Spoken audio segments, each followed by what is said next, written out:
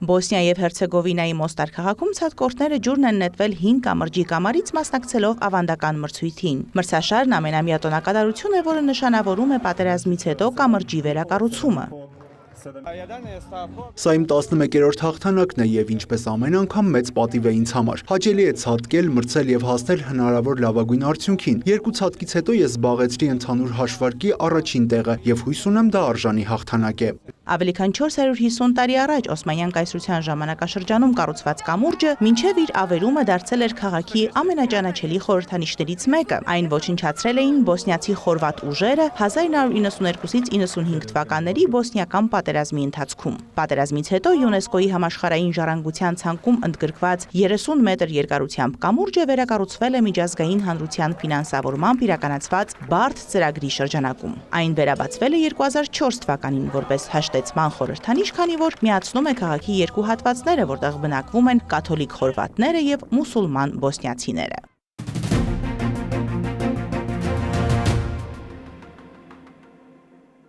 Շվեյցարական Ալպերում ծովի մակարդակից 2200 մետր բարձրության վրա գտնվող Նենդայի Տրակոյի ալպյան արոտավայրում ավելի քան 100 ալպյան եղջերափողահար մասնակցել է ալպյան եղջերափողի միջազգային փառատոնին։ Շվեյցարիայից եւ այլ երկրներից ժամանած երաժիշտները միասին կատարել են համերգային ստեղծագործություններ։ Ամենամյա միջոցառումը համախմբում է շուրջ 100 ալպյան եղջերափողահարի յուրահատուկ մրցույթի եւ համատեղ կատարումների համար, հանդիսատեսին հնարավորություն տալով ծանոթանալու շվեյցարական ժողովրդական մշակույթին եւ ավանդույթներին։ Կազմակերպիչների խոսքով փառատոնը շվեյցարական մշակույթի խոշոր տոն է, որի ընթացքում հանդես են գալիս ժողովրդական պարողներ, յոդլ երգողներ, զանգակահարներ, մտրակահարներ եւ դրոշակակիրներ։ Ծրագրում ներառված են նաեւ զարդարված հարթակների եւ խոշոր եղջերավոր կենդանիների շքերթ, նաեւ կիրառական արվեստի եւ արհեստների տոնավաճառ, որտեղ ներկայացված են ավելի քան 20 մասնակցի աշխատանքները։ Սա թարմացնող եւ հիասքանչ փորձառություն է։ Մենք գտնվում ենք այնպիսի հրաշալի լեռնային միջավայրում, որտեղ այս գործիքն իսկապես լիարժեք է հնչում։ Դա մեծ հաճույք է։ Բացի այդ, այստեղ հանդիպում ենք տարբեր ազգությունների մարդկանց, ամեն ինչ հրաշալի է։ Մթնոլորտը գերազանց։ Ֆրանսիայից մեկ այլ մասնակից Օլիվիե Բրիսվիլն ասել է, որ շատերը կարծում են ալպյան եղջերափողը միշտ նվագում են լեռներում, մինչդեռ իրականում այն առավել հաճախ հնչում է քաղաքներում, գյուղերում կամ դահլիճներում։ Այդ պատճառով այն բաց երկնքի տակ իր բնական միջավայրում նվագելը առանձնահատուկ հաճույք է։ Ալպյան եղջերափողը ժամանակին օգտագործվում էր մի հովտից մյուսը հաղորդակցվելու համար, եւ այս անգամ էլ դրա հնչյունները կրկին տարածվել են լեռներում, երբ ավելի քան 100 երաժիշտները միասին կատարել են իրենց ստեղծագործությունները։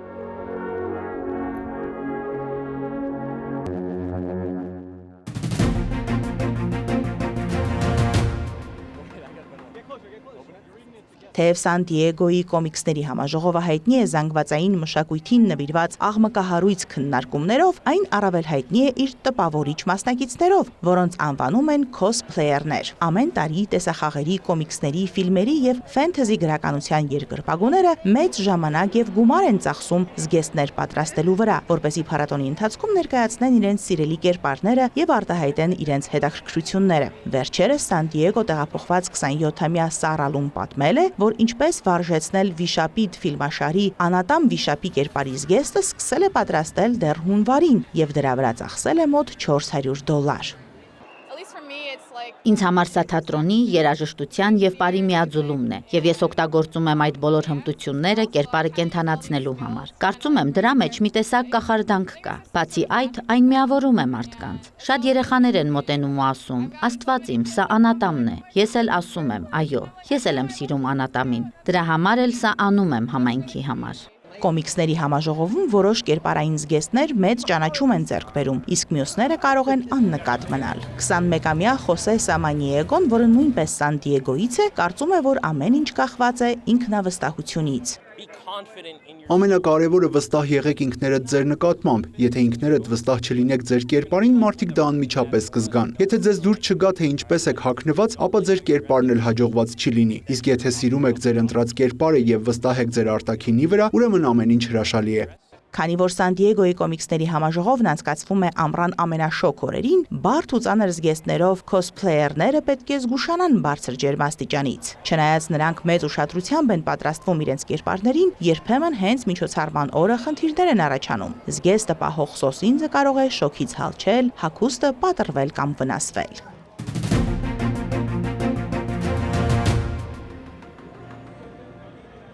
Times Square-ում կրկին տեղադրվել է մոտ 20 մետր երկարությամբ հոթ-դոգի քանդակը, ամերիկացիների հայտնի ուտեստը ներկայացնելով որպես Միացյալ Նահանգների 250-ամյակի հայրենասիրական, բայց միաժամանակ անհանգստացնող խորհրդանիշ։ Արվեստագետներ Ջեն Քեթրոնի եւ Փոլ Աուտլոուի հեղինակած Hot Dog The Second Serving, Hot Dog երկրորդ մատուցում կոչվող աշխատանքը ցուցադրվում է Բրոդվեյում 46-րդ եւ 47-րդ փողոցների միջև մոտ 10 օր շարունակ։ 18 անիվանի բեռնատարի վրա կառուցված նորացված փրփրանյութից պատրաստված քանդակը զարդարված է ամերիկյան դրոշի գունավորմամբ դեկորատիվ ժապավեններով եւ քողարկման ցանցով, իսկ դրա վերևում տեղադրված է ազատության արձանի ոսկեգույն թևավոր կերպարը, որն ամրացված է կպչուն ժապավենով։ Փոլ Աուտլոուի խոսքով այդ մանրամասները խորհրդանշում են միաժամանակ եւ տոնակատարությունը եւ ամերիկյան հասարակության փխրունությունը։ Ջեն Քեթրոնը նշել է, որ ստեղծագործությունն արտացոլում է բաժանվածությամբ եւ քաոսով բնորոշվող երկիրը, միաժամանակ արտահայտելով հեղինակների սերը Ամերիկայի նկատմամբ։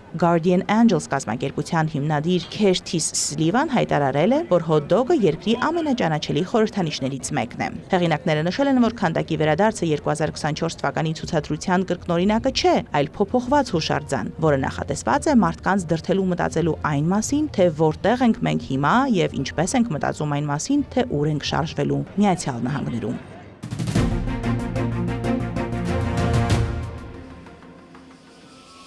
Արևմտյան Ճապոնիայի Օիտա պրեֆեկտուրայի Հիտա քաղաքում անցկացվել է ավանդական ամառային փառատոն, որի ընթացքում քաղաքի փողոցներով անցել են մանրակրկիտ եւ գունեղ զարդարված հարթակները։ Հիտա Գիոն փառատոնը սկիզբ է առել ավելի քան 300 տարի առաջ, հիվանդություններից եւ աղետներից պաշտպանվելու նպատակով։ Այն ընդգրկված է ՅՈՒՆԵՍԿՕ-ի ոչ նյութական մշակութային ժառանգության ցանկում։ Հապպի ավանդական բաճկոններ գրած մասնակիցները քարշ են տվել հարթակներ, որոնք զարդարված են կաբուկի եւ Ջորուիի ավանդական թատերական արվեստից տեսարաններ պատկերող կերպարներով։ Մամեդա Ուվամաչի շրջանի հարթակներից մեկի հետևի հատվածը զարդարված է մոտ 3 մետր երկարությամբ եւ 1.3 մետր լայնությամբ գործվածքով։ Այն ասեղնագործությամբ պատկերում է արևածագի ֆոնին ջրվեժն ի վեր բարձրացող ոսկե կարպ ձկանը։ Սա 1840 թվականին պատրաստված եւ այժմ արդեն չօգտագործվող բնօրինակի գործվածքի վերարտադրությունն է։ Ամենամյա միջոցառումը կազմակերպող տեղական խմբի ներկայացուցիչը նշել է, որ նոր գործվածքի վրա պատկերված ջրվեժն ու արևն ավելի հստակ են երևում։ Նա նաև հույս է հայտնել, որ կարպ ձկան պատկերը մարդկանց նոր ուժ եւ եռանդ կհաղորդի։